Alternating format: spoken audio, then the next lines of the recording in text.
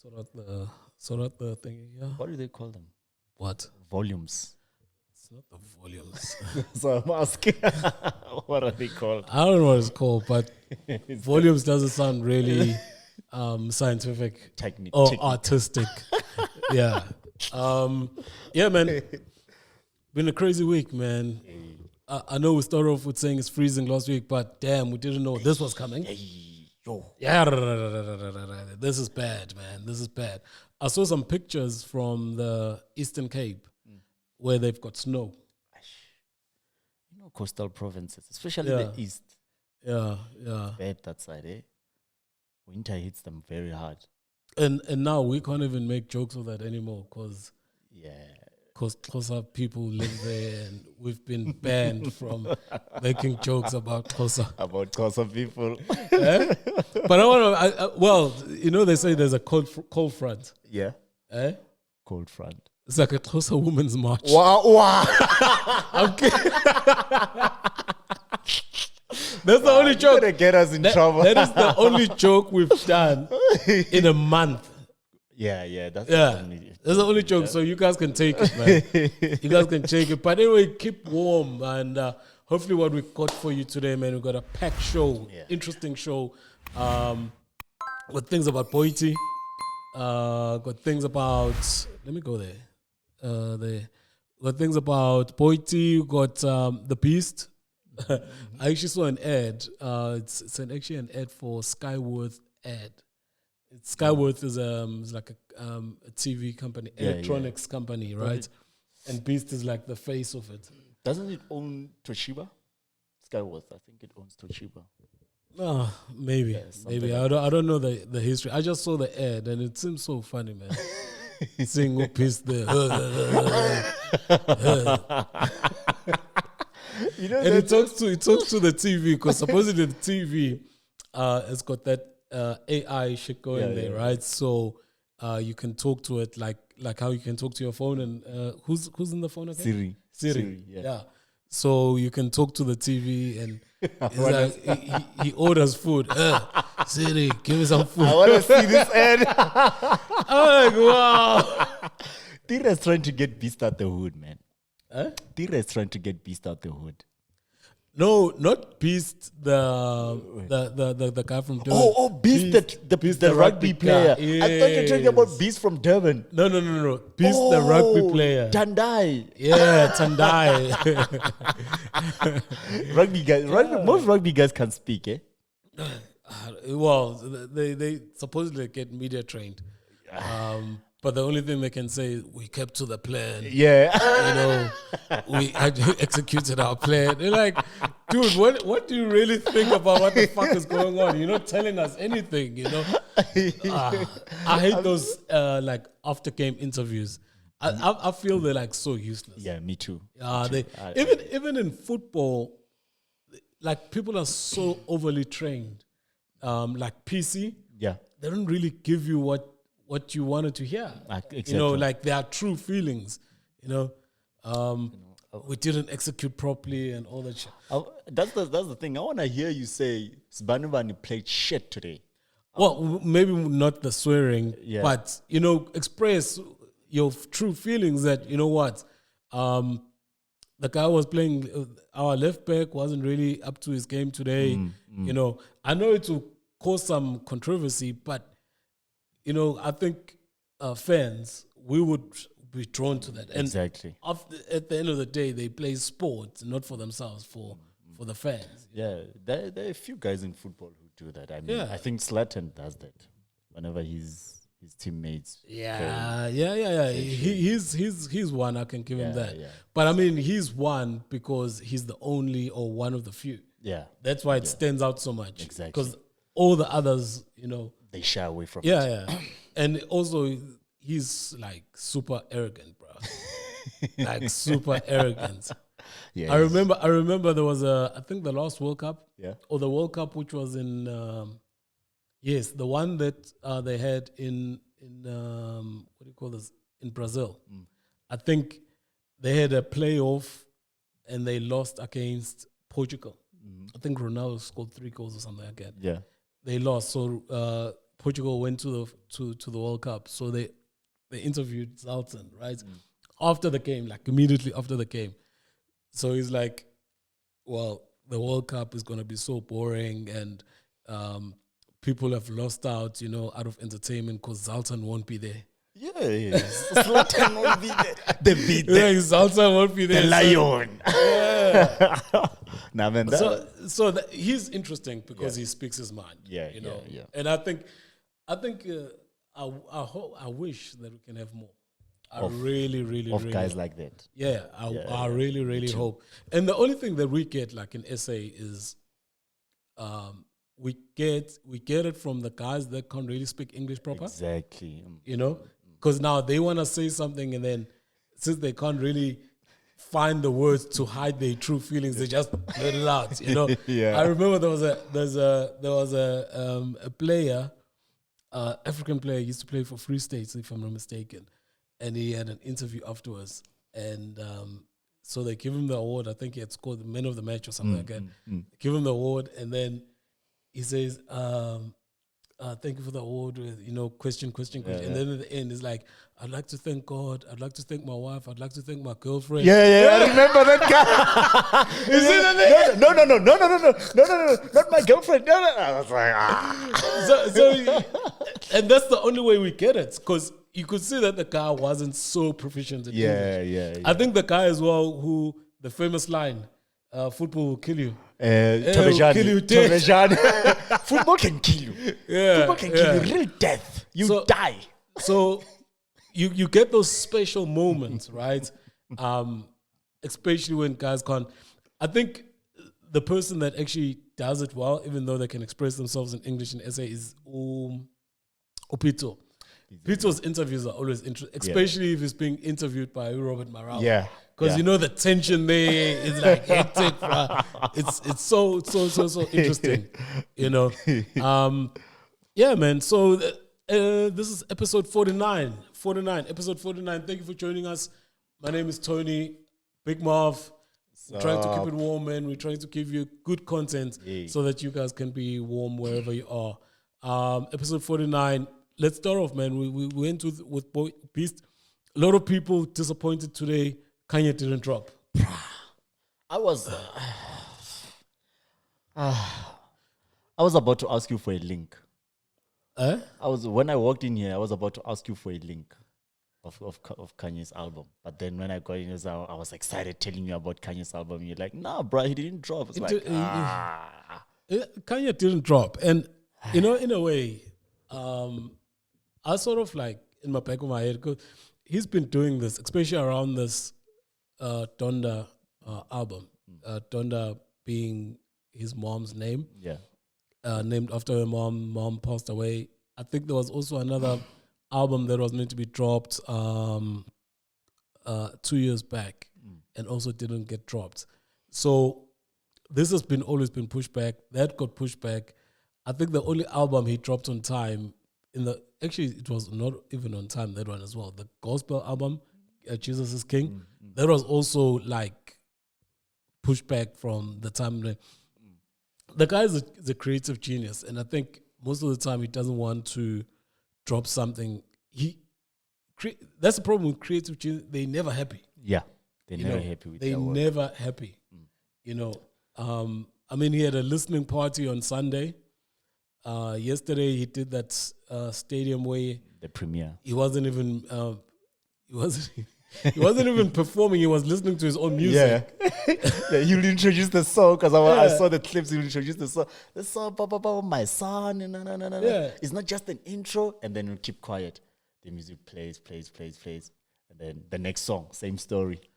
Yeah. So it's so funny that so many times that people try to cancel Kanye for all the things that he's done. The Trump support, the Trump meetings, wearing a mega hat, slavery was a choice, comments on TMZ, and all of this shit. But still, I think for the past 2 years, this is probably one of the most highly anticipated albums, right? And this is across genres, right?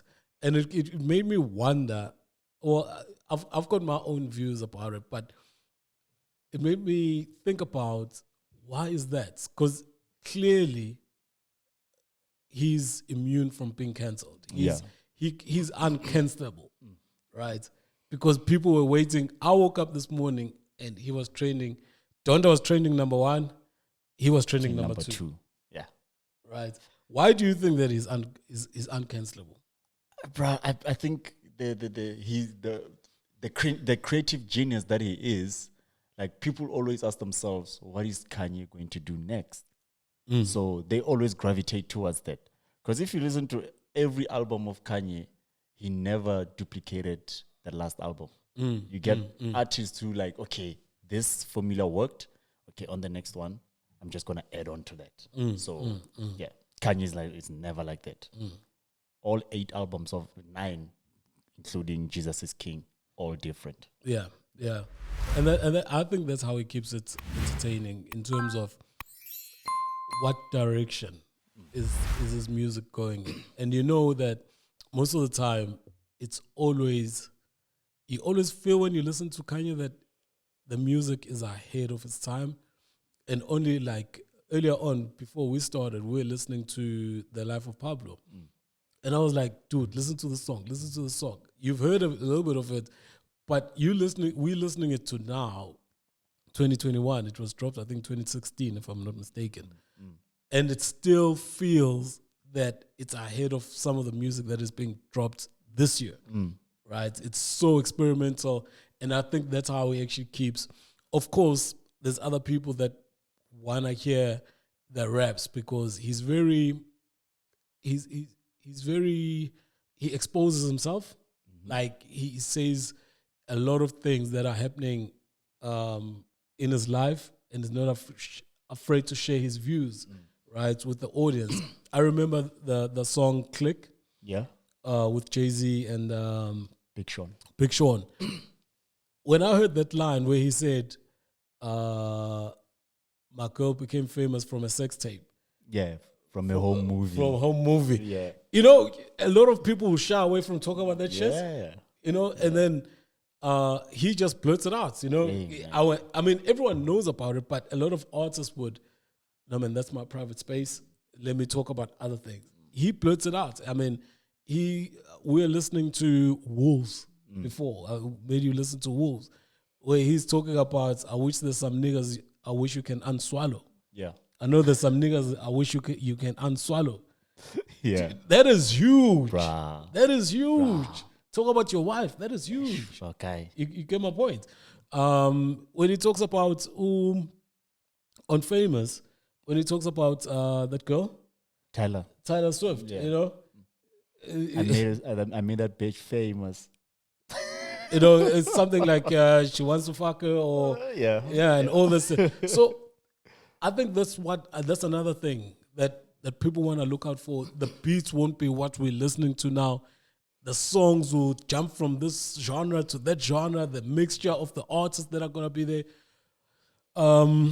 But yeah, man, he does this every day. He does this every day where he's meant to do. You might even find that this album, by the time it comes out, it's so different to what we heard when he was doing the premiere. Yeah. You know, that's how finicky the guy is. He's never happy. He's always changing shit. Changing shit. So, but anyway, we are looking forward to it, man.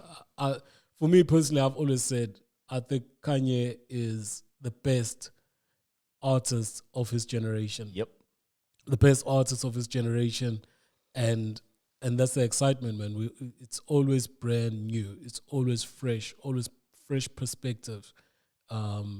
He might not be the best at the stuff that he does. Maybe the raps are not the best, or maybe the beats are not the best. But in terms of as a package, the guy is probably the most influential. He is. Probably the most influential of his generation. He's the most polarizing artist I think we've ever had in the last 15 years. Polarizing meaning like people have got different views about him? Yeah. Like he's so talked about either positively or negatively. I think when you are mixing, I'm talking about the artistry side now. Yeah. If you're talking about his personal life, and his personal choices, yes, those are very polarizing. But in terms of the music, where I'm talking about that he's probably the most influential artist of his generation, everybody knows that the man is good. Yeah. There's no dispute or if, but, what. I think you have to be some weird hater, and I don't get it. How you gonna say the man is not good? Yeah, How are you gonna say that? It's undisputed. So yeah, It's undisputed. when it comes to that man, there's never a but or an if. No. It's undisputed. Yeah, Undisputed. Right. Interestingly, Boity is going into Amapiano talking about advancing music. I'm not sure. How do you feel about this? Hey man, I think I made you listen to the song. Yeah. When she was doing her young premiere. Yeah. The IG premiere. The IG premiere. Nah, man. Look, I think this is the new wave, man. Almost everyone is going into it. So I don't. And Boity, look at Boity is coming, from the outside. Boity didn't introduce herself to us as a rapper. She was a model, a TV presenter, a host, and then she came from the outside. So I think she has license to hijack whatever subgenre is out there, because we don't know Boity as when AKA comes in, we know AKA introduced himself to us as a rapper. We expect every time we hear AKA on a record, we expect AKA to lay down some raps. So with Boity, I think she has room. To maneuver around the industry. She can rap, she can sing if she wants. She can produce. She can do whatever. I don't think she can produce. So I think that's a lie. She can learn how to produce. Well, you're saying she can produce, which is a lie. She can't produce. Right? Yeah. At some stage, people don't even think that she can't even write her own bars. So I think she's just a vibe, right? And being a vibe, you can sort of like go around and dip into a lot of things that that fancy you. I think she's probably got the biggest freedom in terms of being an artist or being in the entertainment space, because I think when we talk about Kanye, where I said he might not be the best producer, he might not be the best rapper, he might not be the best melodic, guy, but he is so close to the top on all of them. When you put all of them, he's the best out of everyone who does those things. You get my point? Similar with Boity, where she might not be the best entrepreneur, she might not be the best actress, she might not be the best presenter, she might not be the best artist, rapper, but when you put all of those things put together, she's a flippant good entertainer. Yeah. She's a flippant good entertainer, and that's where she is now. Her going to Amapiano, I'm not really surprised. I said this maybe 5-10 pods ago, and I said a lot of hip hop guys are gonna go there because firstly it's the vibe, and secondly it's within their skill set to actually rap. Yep. And since Amapiano is changing so fast, and now people are actually looking, the audience is actually looking for like rap lyrics, like rap to us. Give us something content. I think you'll find it hard pressed to like have another song about Mama Opa, popping up now without having at least one or two verses of serious bars or serious rapping, and the hip hop guys are seeing this, that okay, leave the beats aside, we can beat these guys when it comes to the lyrics. Why should we stay outside when this is a popular movement and we can beat them in terms of the lyrics, because it's our art. Yeah. Right. So I've always imagined. I think there's also a song that it's called Kandashisa, Umaporisa and Reason. Reason the Mice, yeah. Reason. And it goes to show that song, if you listen to what Reason is doing there, it's fresh. It's really, really, really fresh. And now you've got Umaporisa on the text. Hey. That song's going to be a hit. Just because of that. You've got someone who's lyrically good, and then you got someone who's producer extraordinary, the king on the text. Yeah. It's bound to bounce. So, yeah. So, basically, what I gather from what you just said is it's going to be easy for our guys, meaning the rap guys, because the listenership or the listeners of Amapiano, they're looking for more serious content now, which is something rap guys are already doing, and they're going to push out the repetitive piano. I'm not saying they're gonna push them out totally, but I wouldn't be surprised if by the turn of the year, the rap guys, the songs that are popular at the turn of the year, like in December, have got a lot to do with proper bars and proper lyrics. You get what I'm saying? Yeah. Because at the end of the day, this chance that they have are only just going to be pushed to being a chorus or being the start of the song. In the middle of the song, people still need to say something. People need to hear and rap about something. It has to go with the dancing and the bada. I mean, why is Abu Riz Madlisa and Abu Zuma so popular? Because they're actually rapping. Yeah. They're rhyming, yeah. They're rhyming and they're rapping, and that's why they're so popular. Abu Lady too are also, starting to rap and put lyrics together. Yeah. It's the same evolution that Kwaito went through, where it started off just being a beat, and then they added on some chants, and then TKZ, that area, added on some proper bars, right? And similar here, it started off with just the beats and the piano. The original piano had no vocals, right? Then it came with the chants, and then now it's getting to the lyrical side. And the people that are gonna go there now, and they're gonna go and dominate, is the guys that can spit. Yeah. So by the end of this year, rappers will be in the forefront as vocalists of piano. I'll say by the end of the year, the songs, out of maybe the top 3, top 5 songs of piano, you're gonna have serious rappers there. Bet. Yeah. By the end of the year, 1 or 2 of those top songs by the end of the year, you're gonna have serious rap. Yeah. Bet. Ricky Rick showed the way last year. Focalistic came through. Abu Riz, you just keep on adding on people. But what I will say is that it's probably gonna be a rapper that is an upcoming rapper, right? Not an established rapper, right? Because an established rapper, it's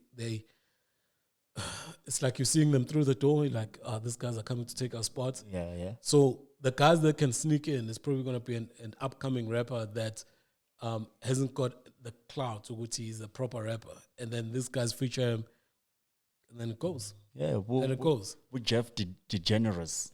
Yeah. Guys like that. The white boy. The white hope. The great white hope. The great white hope, man. Talk about reason. He had a back and forth with Cassper, where Cassper was claiming that he's the one who's influencing a rapper to move into Amapiano, and Reason actually called out and said it was Focalistic and Lady Do that were inspiring him. Why does this guy always want to claim that he's the one who started shit? No, we all know, like, Cassper. We all know Cassper doesn't start anything. He always rides the wave. Cassper never starts anything.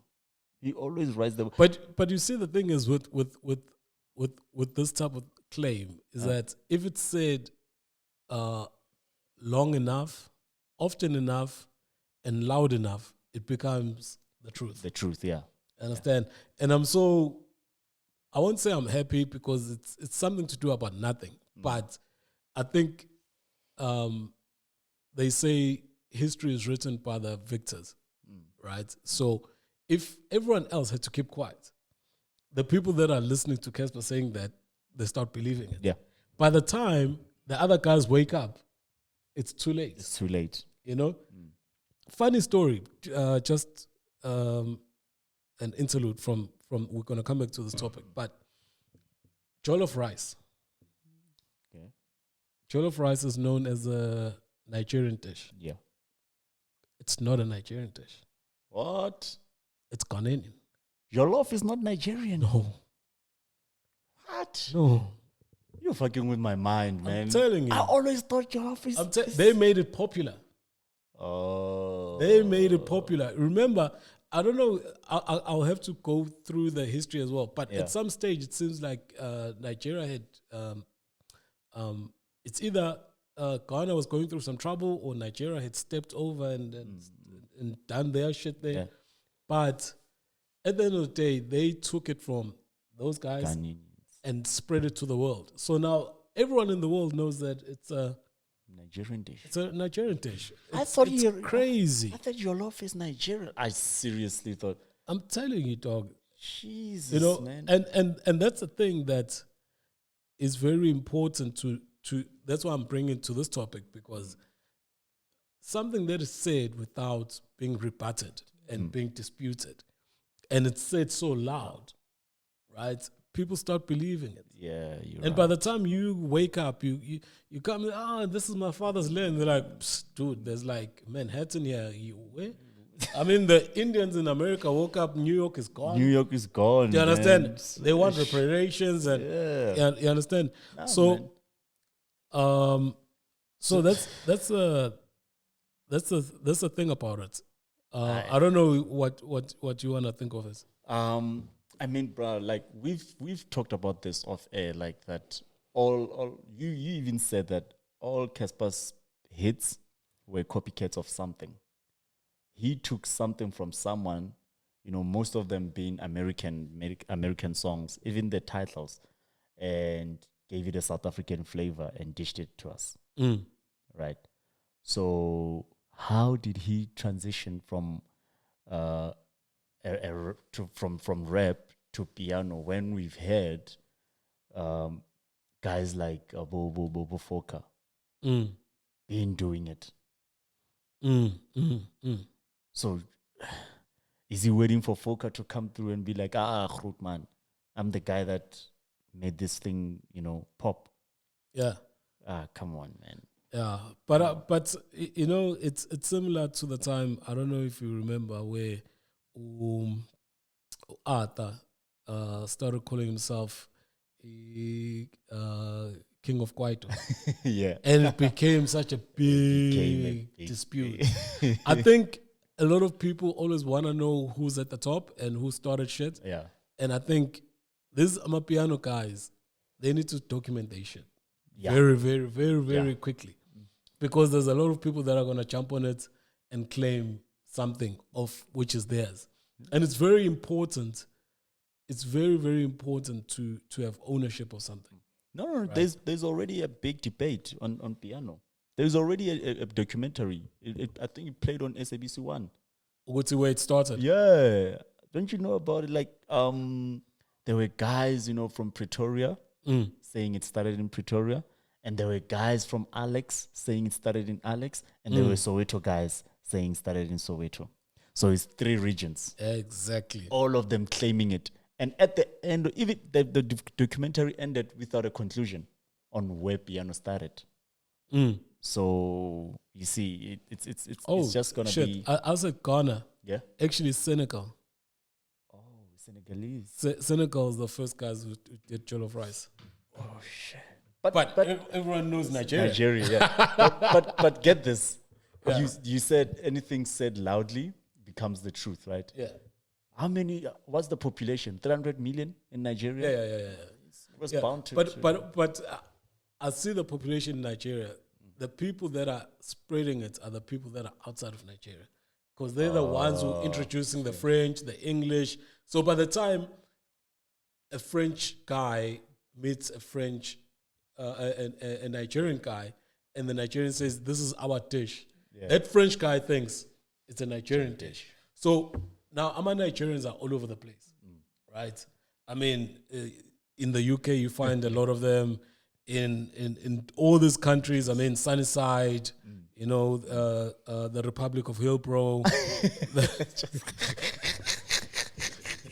The Republic is the Republic of Sunnyside, the Republic of Hillbrow, the Republic of Captain Park, you know, the Republic of Rambeck. You understand? So all those people that are meeting each other rice through Nigerians seriously think it's a Nigerian dish, and who blames them? Yeah, and I understand, because I remember there was this guy, he was a member there at the gym. He's Nigerian. He's like, my man, you know Nigerians are all over. I think even in Iceland, there's a Nigerian. My brother stays in Canada. Do you know how cold Canada is? But he's there. Nigerians, even in Iceland, you will find a Nigerian there. So, you know, those kind of things where you meet a Nigerian outside of Nigeria, giving you the dish, because I would like, I thought it's a Nigerian dish because I knew it from a Nigerian guy introducing it to me, and he's outside of Nigeria. So I always thought, this is what they eat in Nigeria. This is a stable food like puppies to us. Yeah. You see, man, but it's interesting. Another interesting thing, which I don't know, I'll put it here because I thought it was so funny. Babes woDumo, telling off baby mamas. I thought it was so funny. Nah, Babes is a character. Eh? I thought it was so funny, bro. She was having so much fun. And the way she was dancing. Playing WAP in the background. Hey, but Babes is beautiful, eh? No, she is. Hey, Babes. She is. She doesn't show that she just dropped a baby. Huh? She doesn't show that she just dropped a baby. She doesn't She shed the baby weight very fast. I mean, she needed to get on camera and tell off those baby mamas. Nah, man, she's a beautiful, but she's a character though. Yeah. But it's so funny that a lot of people have always got something to say about baby mamas. I mean, from females themselves, and also to like guys. You understand? Let me ask you this question. It might seem like a little bit controversial, but hear me out. Yeah. A baby is proof that you went through with the pregnancy. Right? Yeah. But you can never ever tell of girls that have had what do you call it when they take out the baby? I forgot. Shit. Okay. Surrogacy. No, man. No, when is pregnant and then they take out the baby. Like abortion. Yeah. Understand? So someone can have 3 or 4, 5 abortions. Right? But society looks at someone who has 1 baby and no abortion as the bad person.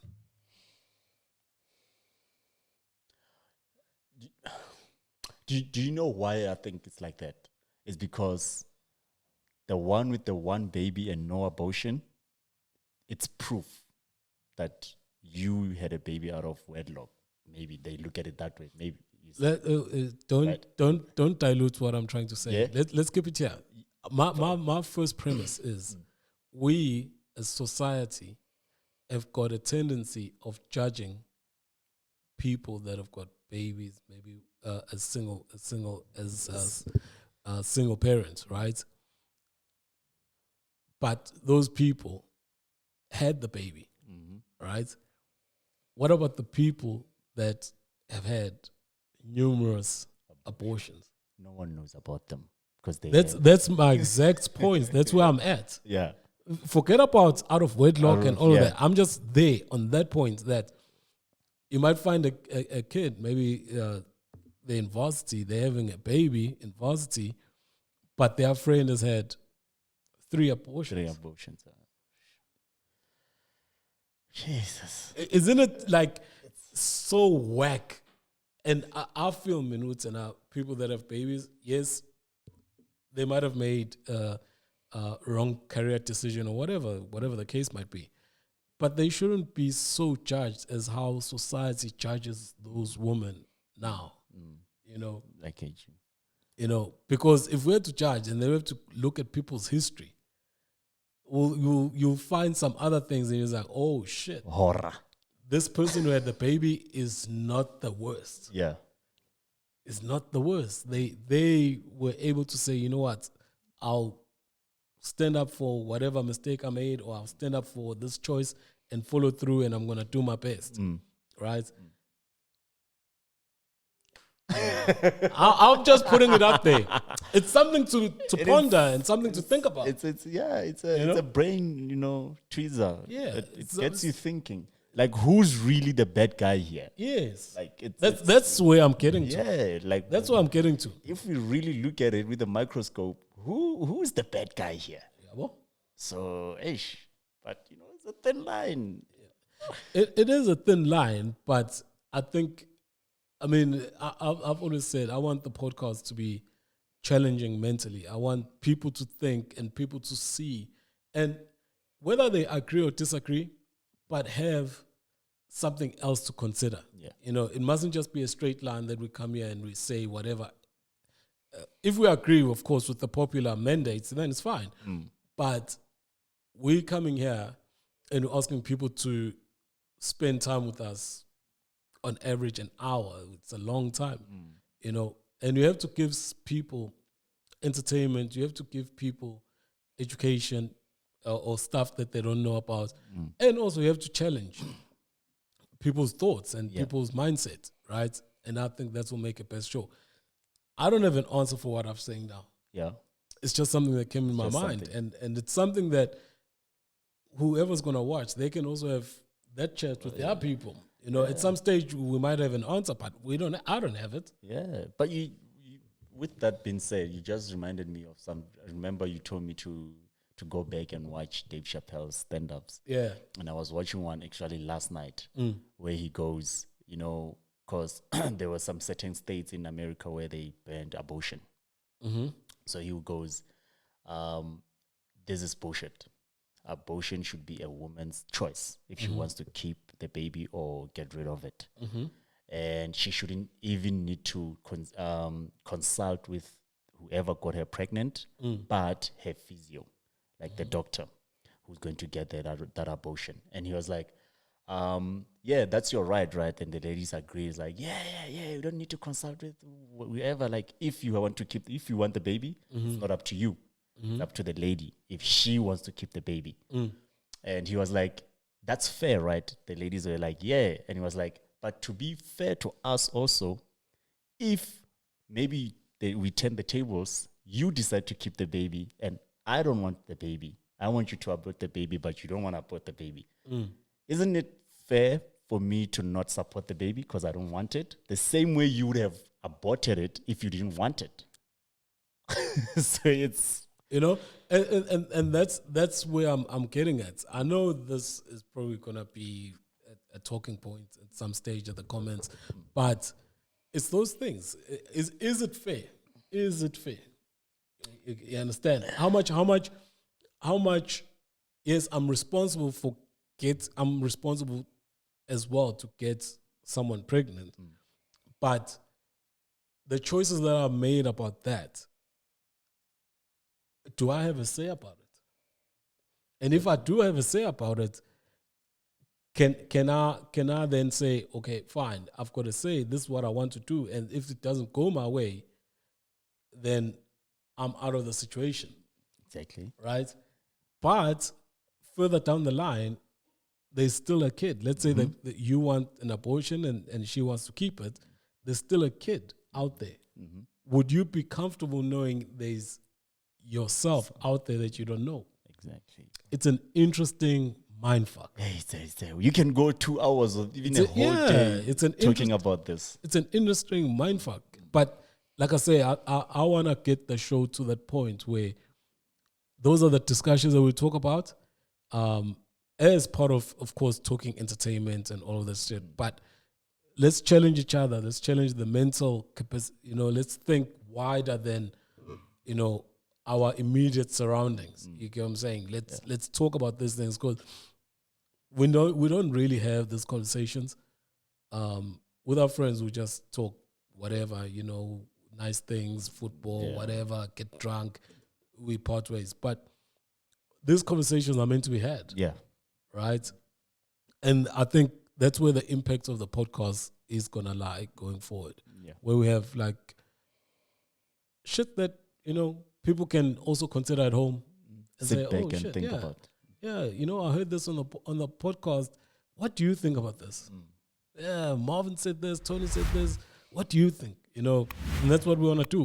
Yeah. But anyway, that was paved woDumo, dissing Amapiano Mommas. And this has got nothing to do with paved woDumo. She's a cool chick, man. She's just having fun, entertaining herself, and hopefully learning some English. And those dance moves. Oh, it's so funky, man. It was so funky. You guys should go and check out that video. It was so funky, man. I enjoyed that. Another story, which I think is a little bit controversial. Yeah. So there was looting here in SA last week. Last week. And the government is going on this campaign to get those goods back. And they say they're not going to get those goods back and put them in the market. They're actually going to destroy those goods. How do you feel about that? So we're talking like there's electronic things, there were fridges, there's TVs, there's all sort of things that is gonna get destroyed, that has been found that it was looted, in basically stolen. Stolen, yeah. So they're gonna destroy that. They say that let me just finish the statement so that I'm fair to them as well. Yeah. They say that they can't put it into the market because it's going to fuck up the market. It's going to fuck up the economy because all those goods are being controlled within the economy. All right. And if, for instance, hypothetically, let's say she used the lady, the acting minister in the presidency, she used the example saying, if you've got, let's say you've got the iPhone, right, and you've only got the only iPhone, it can keep its worth. But now, if there's 1,000 other iPhones, it might affect the pricing of your iPhone because now it's readily available, right? So go for it. What do you think about it? I heard you sigh. I'm not sure if you agree with this. I don't agree with this, bro. Like, because I have more questions than answers. Like, to some certain extent, with your explanation, you actually just answered some of the questions I had in my head. Okay. Like, for some products, like you said, exclusive products, yeah, that, they can, affect the economy. But a mere fridge or, a box of sunlight, I don't think, that would do much damage to the economy. So why take something that someone needs and who doesn't have the needs to acquire it away from them? So basically, so what should happen? Let's start there. What should happen? So someone went to loot and they looted a TV. They looted a TV. And the government knows that TV in that house was looted. So what should happen from that point on? I don't think they should take them, eh? They should I think they should just accept the situation and just move on. So don't you think, firstly, with your answer, don't you think then people can say in 6 months' time there was no repercussions from us looting, let's go looting again? That's another side of it.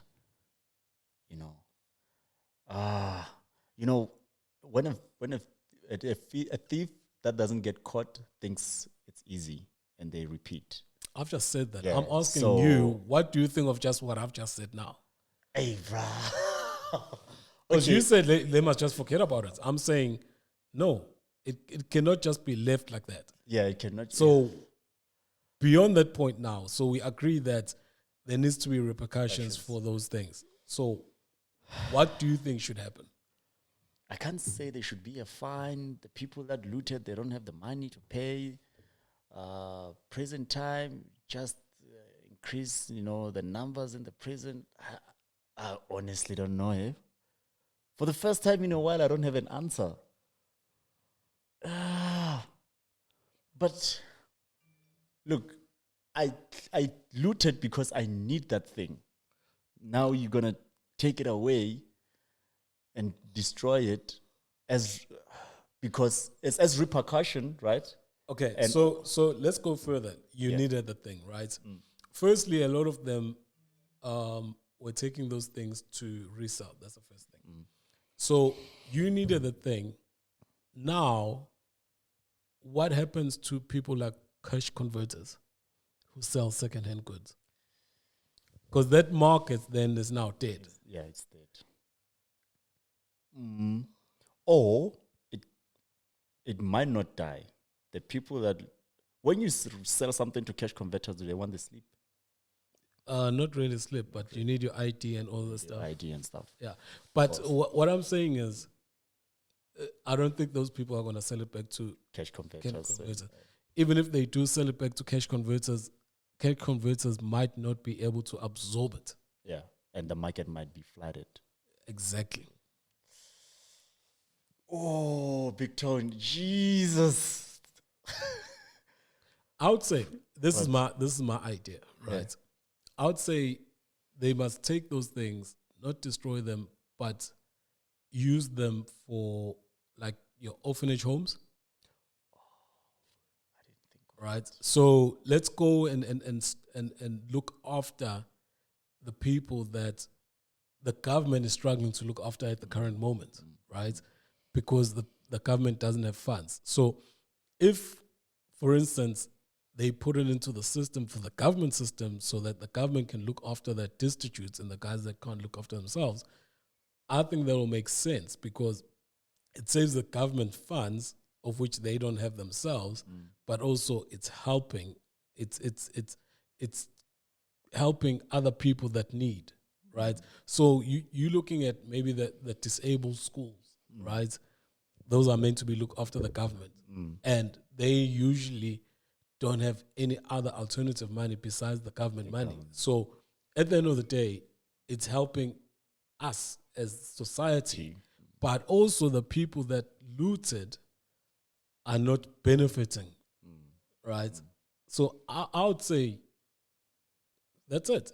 Because at the end of the day, what will happen is that at some stage the government will have to buy a fridge for those schools, right? Or underfunded NGOs. Yes, and you see those like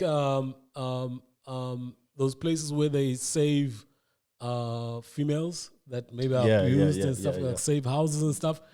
The government doesn't have money to look after those people. Right? So why can't we just take those goods and give them to them? I think that's a fair trade-off for everyone. The guys who stole don't benefit. The government benefits the people they're meant to look after, but they can't because there's a money squeeze.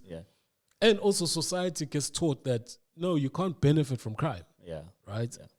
I think that's the best. I think that's the best solution. That's the fair solution.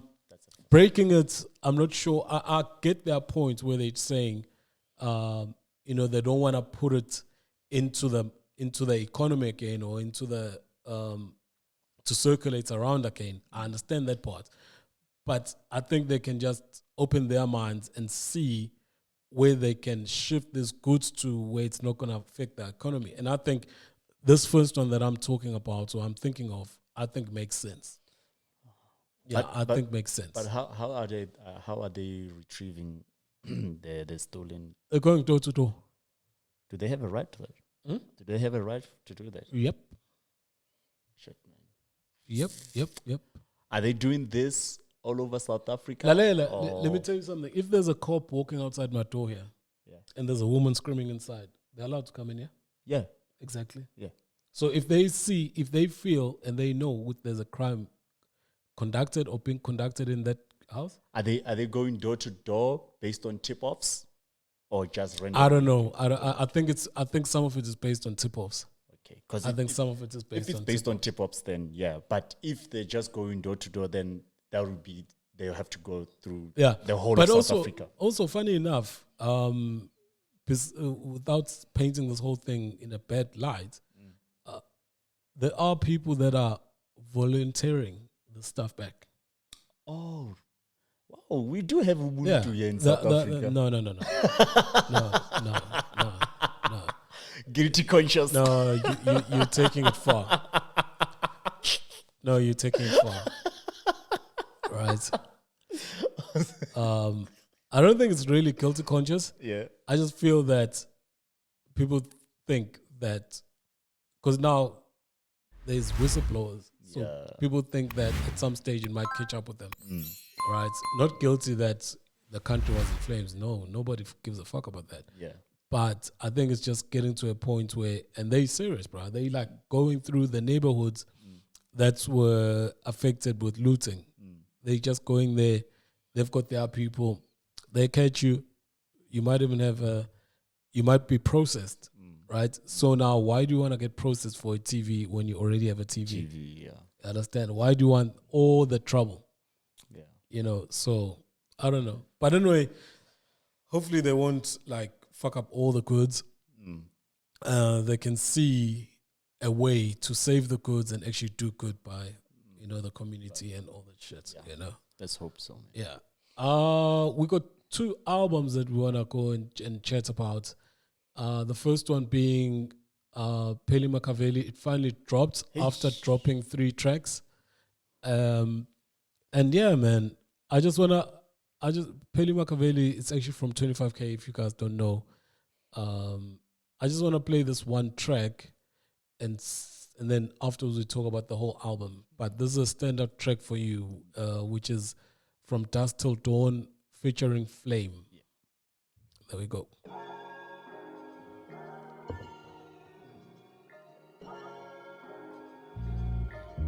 My brother hold me down, he a real one. The shawty calling me like king now. My phone went off, get the minutes. Hot the elegant pause. Up all night in the dungeon, working all night till the morning. So you cannot tell me none. I came up from the mud, pray to the Lord for the sun. I just got the call from my low one. Please take care of this name, man. As I try to phone, no more late. I got 10 bags, I won't yet late. Nyaga leave it to kilo. Up all night in the dungeon, working all night to the morning. Aight. So that was from Dusk Till Dawn featuring Flame, 25K from his new album, 25K Pheli Makaveli, man, curated by Zuchi Kodo. He's the dealer. Yeah. Overall, what do you think of the whole album? I think we've heard 3. It's a 12 track album. So we heard 3. There's more songs, of course, that dropped, which means 9 more songs. Overall, what's your impression? Hey, man, I love this. Like, there's a lot of stories in this album. Like, a lot. He tells a lot of stories. That's what I've noticed. That I thought he's a rapper's rapper, like bar for bar, punch for punch. But listening to this album, man, I hear a lot of stories and a lot of sentimental stories at that. And my impression when the album ended, I was like, this is heavily, I can feel a heavily American, influenced album, but he put, a lot of Cassper flavor in it. Right, the way he tells the stories, the rhymes, some of the things. Would you say because he uses Venek? Yeah. When I say Cassper flavor in it, it's when he switches to Venek. Which is like most of the album. Yeah, most of the album, yeah.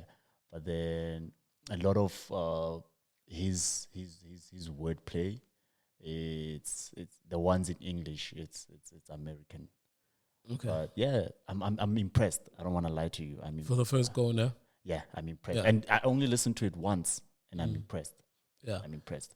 I'm also very, very impressed. I think it's a very well produced and well put together project, man. It's got its own signature sound, right? Some people might say that's a debatable thing if it's a good thing, but I think for a 12-track album, if it had to go further, maybe let's say 16 tracks, then it would have sounded a little bit more monotone. But I think a 12-track kept it tight, kept it concise to what it's trying to communicate. Like you say, most of the stuff like is not.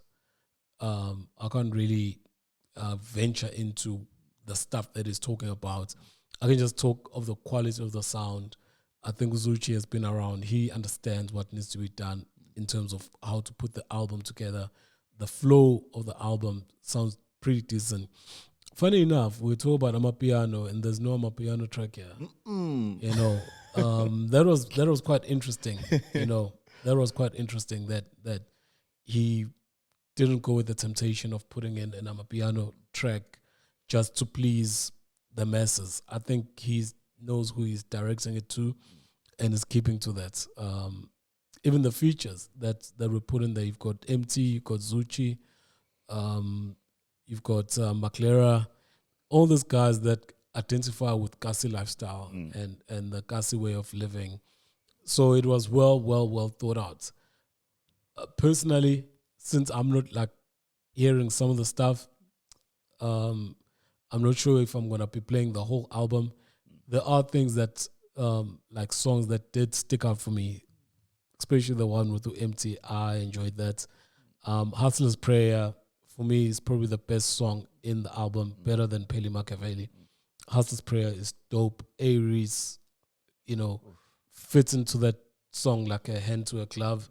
So yeah, man, it's a good going, especially for the first go, you know, the first drop. It's a good springboard going forward, you know, for other stuff that he's gonna do. And curated by Zuchi, and I think Zuchi also helped with who to feature. Yeah. You know, who to feature here, so that the material, the sound of the album does not shift a lot. You know, it's pretty standard. It's safe, but it's good. It's very. This is I think 25K season is upon us. Yeah. I think it's upon us. It's gonna be everywhere, and it's just a pity the country's closed. He was gonna kill the live performances, you know. But I didn't hear a lot of songs that can be played in clubs. Yeah, he doesn't have bangers. What about trap jumping? Can trap jumping be? Yeah. But what I'm saying is, I mean, you can't just be booked for one song. yeah. You know, look, I'm sure he's gonna get his club, you know, stuff, you know, booked.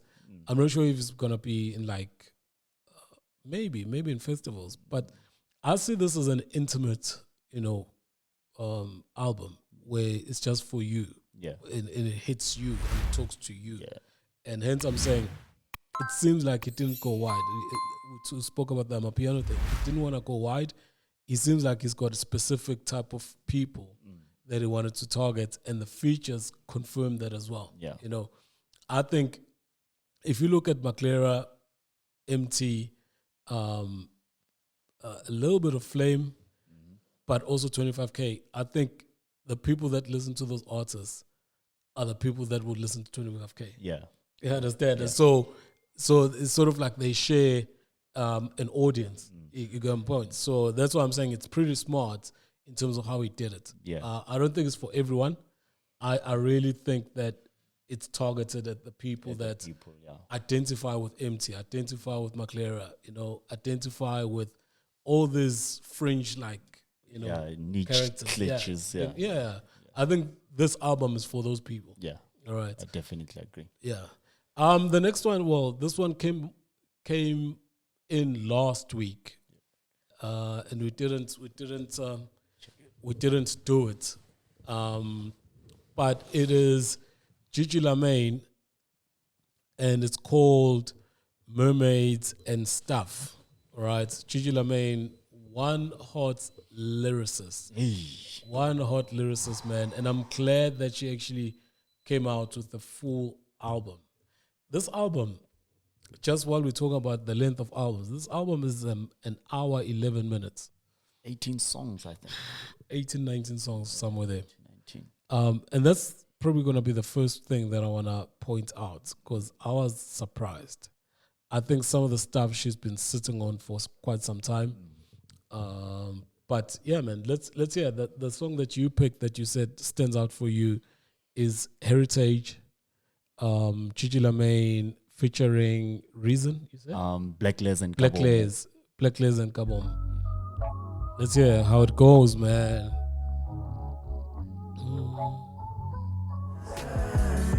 I'm feeling uninspired of late. I'm feeling competition over social debates. I'm trying to do this shit my way. What I'm contemplating will boost the crime rate. My thoughts are vivid like I'm taking snapshots from Huawei. And watch what type of crowd surround you. Wolves in sheep's clothing. Watch how they prance around you. Yeah. That's from Black Les. The name of the song is Heritage featuring also Kabomo. I find this album interesting, and to say the truth, I find it very interesting because it's sort of like, funny enough, we're playing Heritage, but it's really touching on the heritage of hip hop as a whole. I think she really tried to go back to the roots of hip hop and the beat selection of the hip hop. The people that were featured are probably some of the most lyricists that we have, or people that are really take their raps seriously. So this is quite dope, man. From Gigi.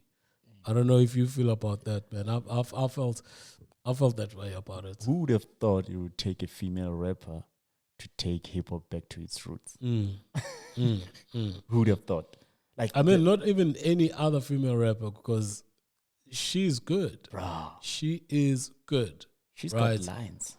Right, she's a good. And without dissing Unomuzi, but I think Unomuzi, she thinks that she is Gigi.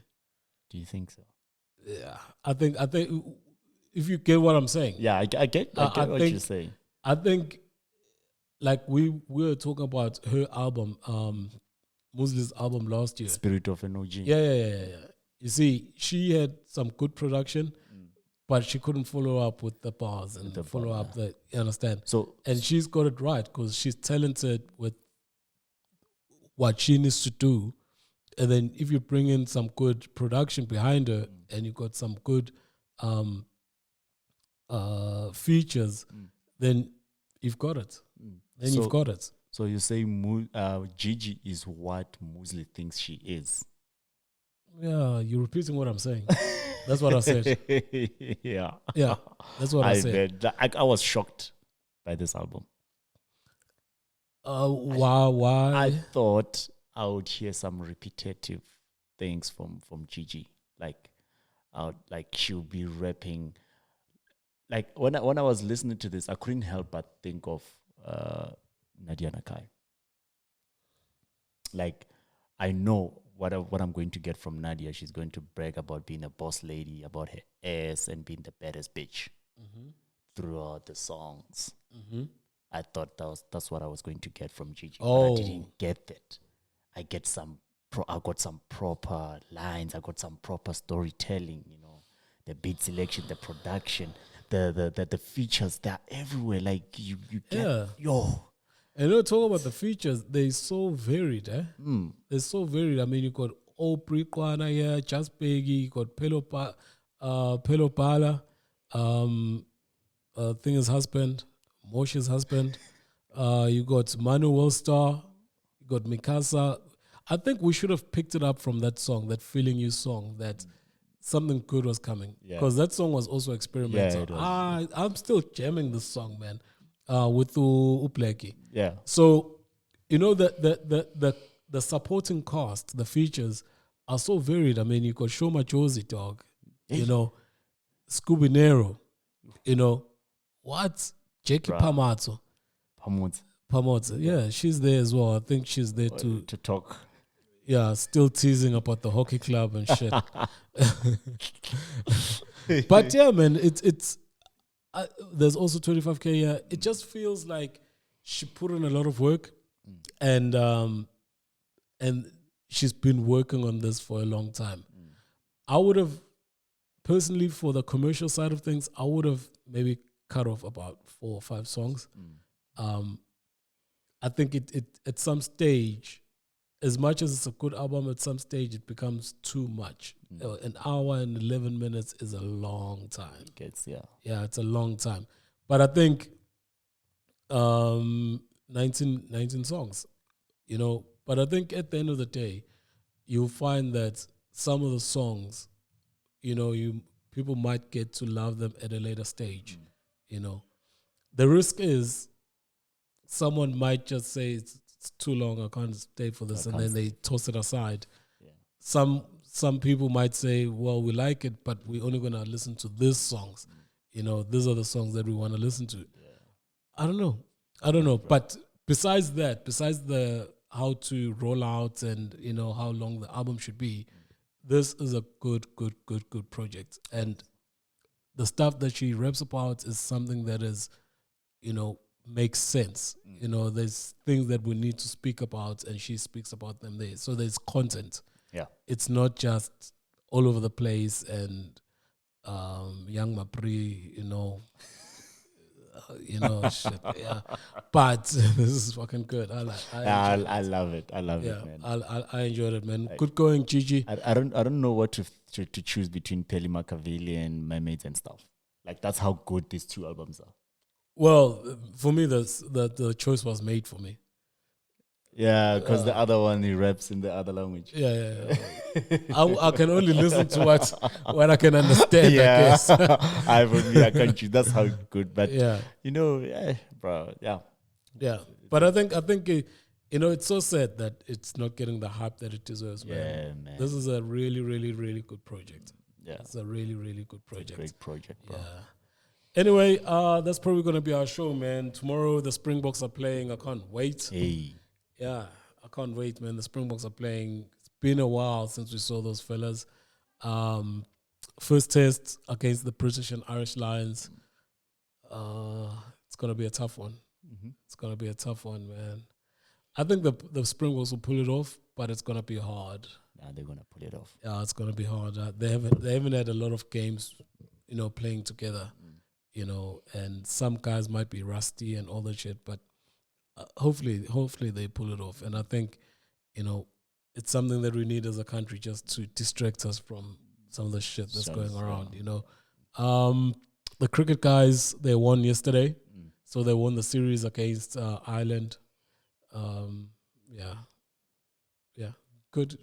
But one thing that's nice is that this guy, Shamsi, he's the number 1 rated bowler in T20 now. T20, yeah. Which he's blazing it. He's fucking killing it. The number 1 ranked bowler in you know. And when he started like 2 years or 3 years ago, I didn't like him. I thought he was there because there's something happening, you know, ground envelopes and shit. Yeah.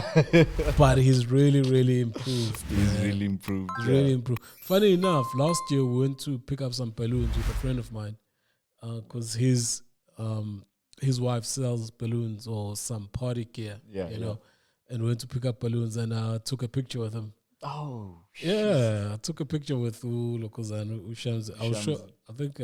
I'll show you afterwards. But yeah, man, he's a cool dude, and geez, I'm happy for him, man. He's worked really hard. Here we go. Oh man, geez, that's cool. Yeah, man, he took a picture. Cool. There's my friend. Yeah. Ah, that's cool, bro. Yeah. So, but yeah, man. Yeah, that's about that. That's it. And this Olympics are starting. I don't know what are you looking forward with the Olympics? What do you call those ladies that jump and then they what do they call them? The American lady won it last year. What do they call this? There were no Olympics last year. No, man, the last time. Sorry. What do they call? They skip around. They flip. Gymnastics. Oh. I'm looking forward to that. Oh, okay. And ladies volleyball. Will you remember to watch, since you can't even remember what you want to watch? I'm going to watch those. Okay. Going to check the schedule. Okay. Well, I want to keep an eye out to see how far the under-23s, the football team go. Yeah. I want to keep an eye out for that because that's the future of the country, man. Yeah. The future of our football in there. And I think they've got a good chance. I think they've got some talented niggas in there. They just need to be brave. Yeah. They can do Brave. it. Yeah. Anything else for this weekend, dog? Nah, man. I'm just going to chill. Are you going to be working? No work. I'm going to be working tomorrow, not Sunday, though. Oh, okay. I'm going to be working. Sunday, you're working the bedroom. It's cold, nigga. It's cold. Don't lie. It's cold. You're going to be burning it up. You know, I made you listen to a track. And Nuno Kuzada said, you know, people said that rap has gone down, so I started fire in the east, man. The east, Benny. Yeah. But anyway, yeah, man, that's our show. Oh, jeez. Thank you for joining us once again. Please do like the video. It really, really helps. We beg you. In actual fact, I need to do. Maybe I must do like a little skit. Yeah. That we can always do for people to like the video.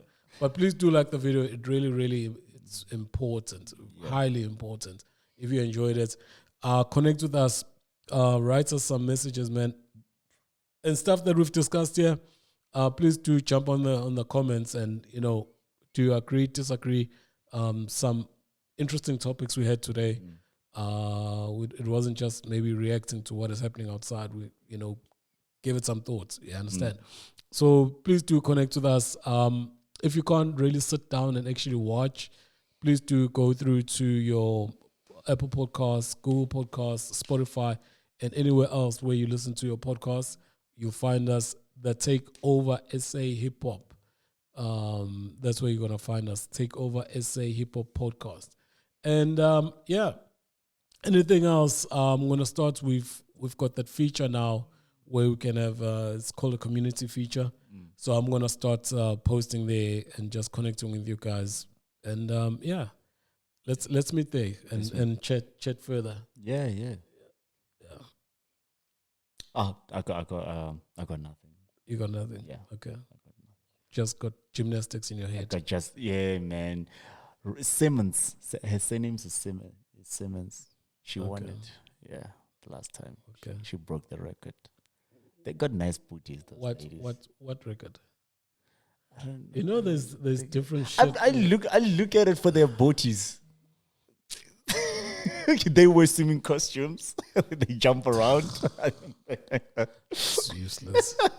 Wait, I'm talking about watching football, you know, being involved in this shit. You just say, you don't even know what you're watching. I just like, I candy, bruh. I candy.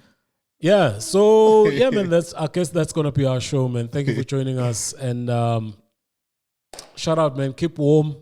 You know, there's a cold front. They say you can feel it. Yeah. Keep warm and be safe. And get your jabs, man, if you're allowed to get your jabs at the moment. It's highly important so that we can go back to normal shit, you know. Oh, talking about jabs, there's a South African company that's going to produce vaccines now. I heard on the news on my way here from Durban. Oh, okay. Yeah. Something to the names almost sounded like Pfizer or something. Not Pfizer, because Pfizer is American. But yeah, a South African pharmaceutical company. So they came up with their own? Or are they producing on behalf of? I think they're producing on behalf of, because it's patent, right? The jabs are patent. That's what I'm asking. Yeah, so I think they're producing on behalf of something. Okay. Yeah. Hopefully next week you're gonna have more information, right? And correct information. Then we can share. Not the Vic Mensa information. Yeah. Because now like no, I heard it on the news on my way here. So it was, but like limited. What exactly are you saying? Yeah, we're gonna Like talk what about it. information We're are gonna you talk sharing? about it. We're gonna talk about it on Monday. Yeah, so get the right thing and understand what's going on so we Yeah. can share information. Yeah. Because now someone who's listening is like, okay, what are you saying? There's a company doing what? Because you don't also know. You see, I'm gonna get the information. Okay. I'm gonna get the information, guys. All right, get the information for us. We can jump onto it, man. Yeah. When we shoot the next episode, which is gonna be our 50th. Yes, half a century, man. Half a century. But yeah, thank you for joining us. I've been saying that for the last 5 minutes. We out, man. Bye. Cheers. Yeah.